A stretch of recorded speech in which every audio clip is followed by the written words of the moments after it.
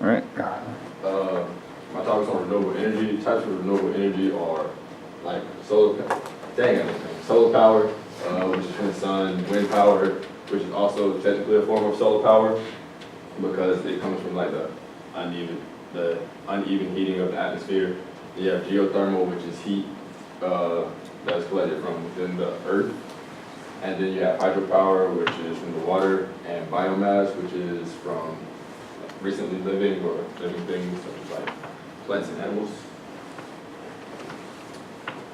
Then you have types of non-renewable energy such as coal, petroleum, natural gases, stuff like that.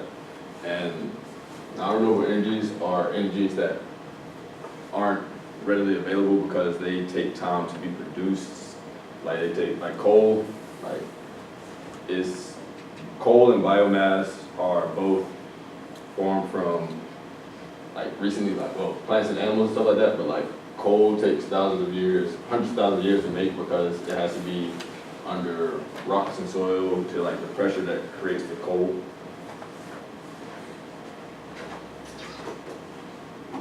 Solar power, this energy from sun is the most common form of like renewable energy because you see sunlight like every day, and then it's also used by everyday people with like solar panels on their homes, or you can sit there and have solar panel fields like in California or something like that, where you just see like acres and acres of like solar panel fields to generate electricity. And you have wind power, which is used, which is collected by wind turbines, which are like the opposite of fans because they use the wind to create electricity where fans use electricity to create wind. And there's just what I said earlier.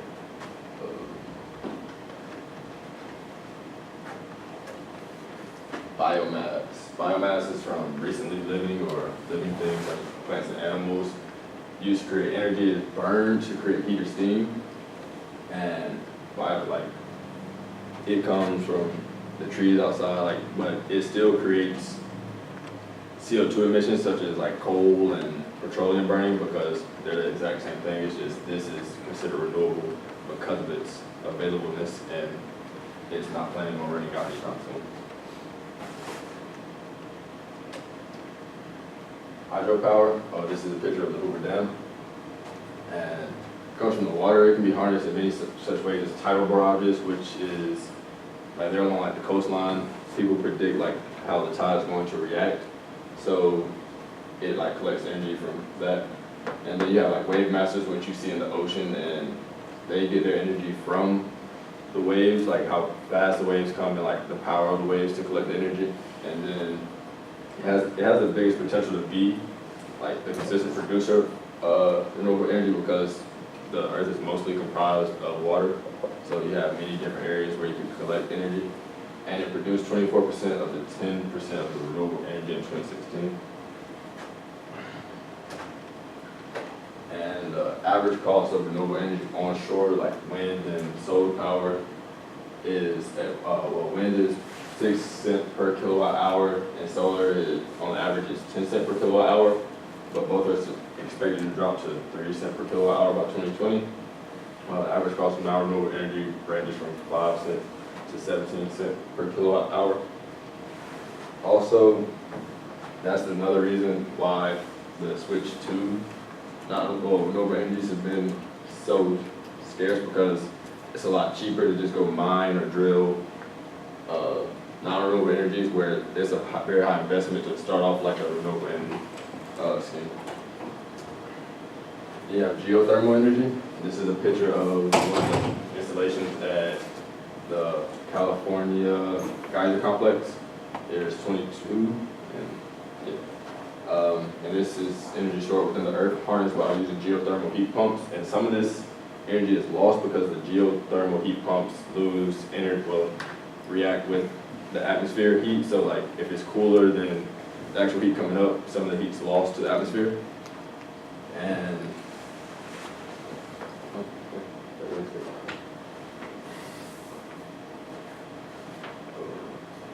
And the similarity between like biomass and fossil fuels, both made from dead plants and animals. Fossil fuels such as coal and petroleum. Coal and petroleum pack more energy than the living things that we burn now because they had the photosynthesis and then they were stored and compacted in this harness for 1,000 years. So when they're burned, they actually produce more energy than burning a tree. And they're not considered renewable. Coal and petroleum aren't considered renewable because of how long it takes to make them.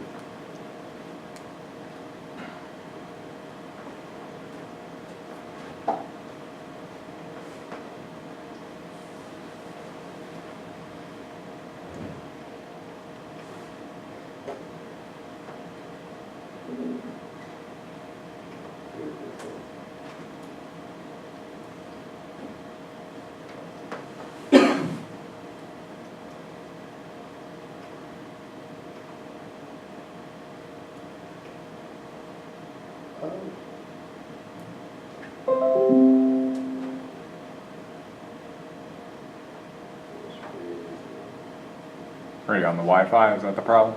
I think so. I don't know what's gonna pop over.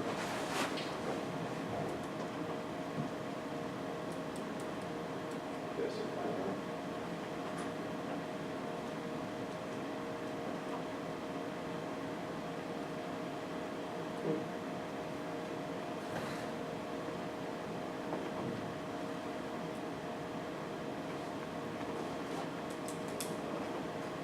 Well, it was a map to show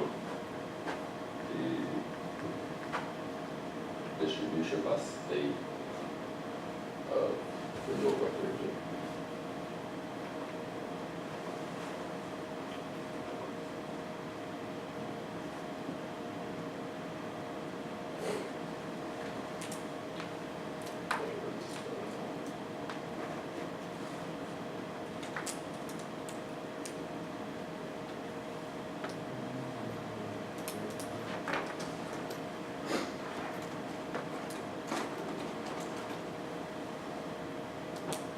Coal, first used to generate electricity in the 1880s, extracted from excavating huge areas of land or making mines underground, just a picture right here, and it's produced from dead plants and animals under extreme pressure for hundreds of thousands of years, and it's a shiny black rock, and the best type of coal there is anthracite, which is 95% carbon, and the value, well, the amount of energy coal produces depends on the amount of carbon within it. So, and it would take 800 pounds of coal to produce electricity for one light bulb that is on 24/7 for an entire year. And the U.S. has more coal reserves than any other country. It's just there are only coal mines in 24 out of the 50 states.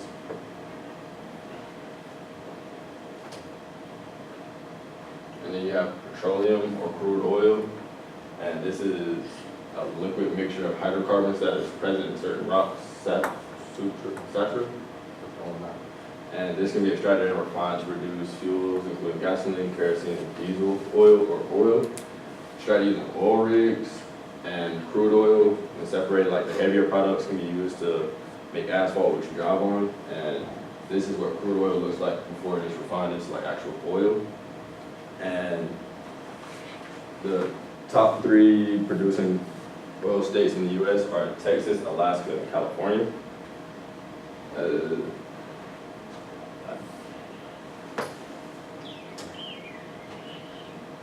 And then you have natural gas, which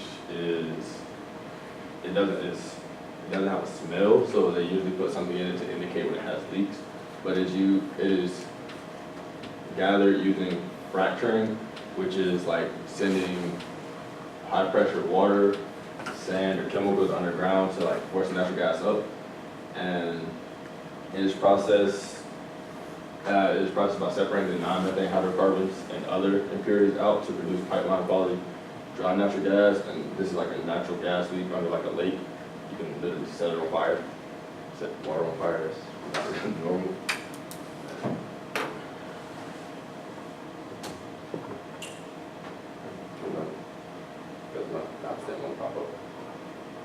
Sorry about the pop-ups. Yay, clapping and cheering.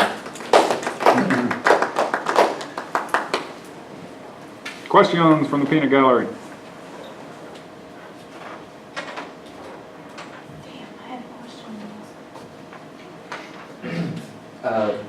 percent of like our energy is used by renewable?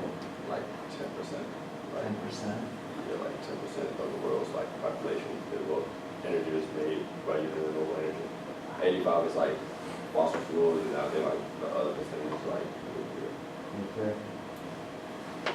Okay. Can you go back to your cost slide for just a hot second?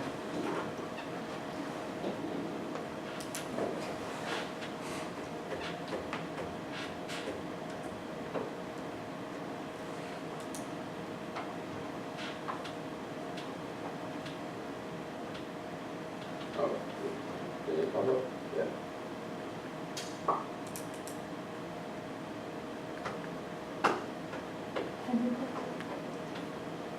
Yeah.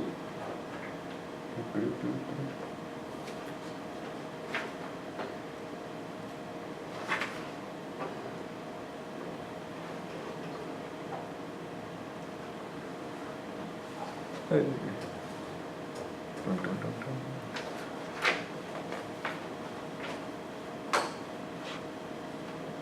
dun. Do you know the breakdown for the non-renewable energies as far as like, is there a specific one that normally comes in at 5 cents per kilowatt hour and one that comes in at higher 17 cents per kilowatt hour?